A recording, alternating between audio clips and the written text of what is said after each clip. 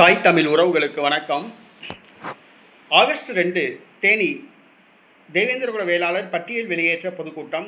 சீமான் பேசுகிறார். இந்த பொதுக்கூட்டம் நடக்குமா என்ற தலைப்பில் இந்த காணொலியை நாம் காண்கிறோம். தேவேந்திரகுல வேளாளர் பட்டியல் வெளியேற்ற கோரிக்கை ஏறத்தாழ 40 ஆண்டு காலமாக இந்த கோரிக்கை வைக்கப்பட்டு வருகிறது. இந்த சூழ்நிலையில் தேவேந்திரகுல வேளாளர் சமுதாயத்தை சார்ந்தவர்கள் பெரியவர்கள் சீமான் அவர்களை சந்தித்து பட்டியல் வெளியேற்றத்துக்கு ஆதரவு தருமாறு கேட்டுக்கொண்டார்கள். அதன் அடிப்படையில் தேவேந்திரகுல வேளாளர் பட்டியல் வெளியேற்ற பொதுக்கூட்டம் ஆகஸ்ட் 2 தேனியில் பங்களாமேடு பகுதியில் மாலையில் நடைபெற உள்ளது. செந்தமிழன் சீமான் கலந்து கொண்டு உரையாற்றுகிறார். இது சம்பந்தமான விளம்பரங்கள் சமூக ஊடகங்களில் வெளியாகி வருகின்றது. தேவேந்திரகுல வேளாளர் பட்டியல் வெளியேற்ற பொதுக்கூட்டத்தை பட்டியல் வெளியேற்றத்தை கையில் எடுத்து போராடி வருகின்ற புதிய தமிழகம் கட்சியானது திடீரென ஒரு அறிவிப்பு வெளியிட்டது.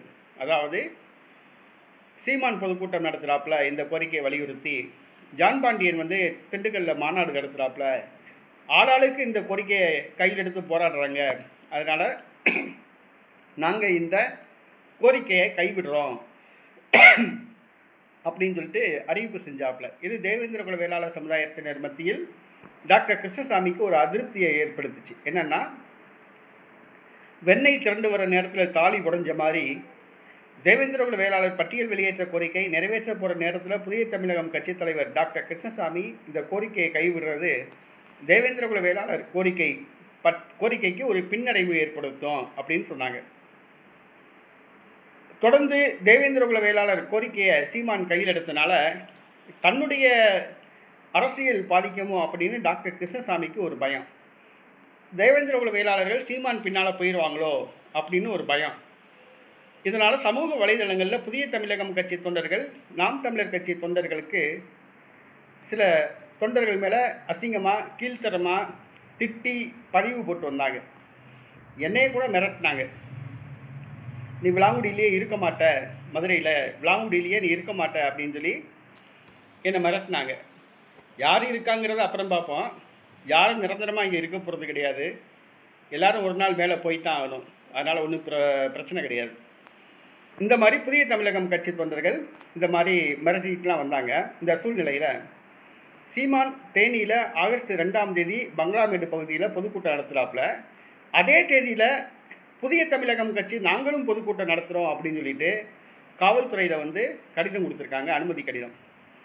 கிருஷ்ணசாமி மகன் சியாம் கிருஷ்ணசாமி தலைமையில் புதிய தமிழகம் கட்சி இளைஞரணி பொதுக்கூட்டம் அதே தேதியில் அதே இடத்துல நாங்கள் நடத்துகிறோம் அப்படின்னு சொல்லிட்டு அனுமதி கேட்டு கடிதம் கொடுத்துருக்காங்க. ஆக சீமான் பொதுக்கூட்டம் நடக்குமா அப்படின்ட்டு சமூக வலைதளங்களில் இது ஒரு விவாத பொருளாக கிளம்பியிருக்கு.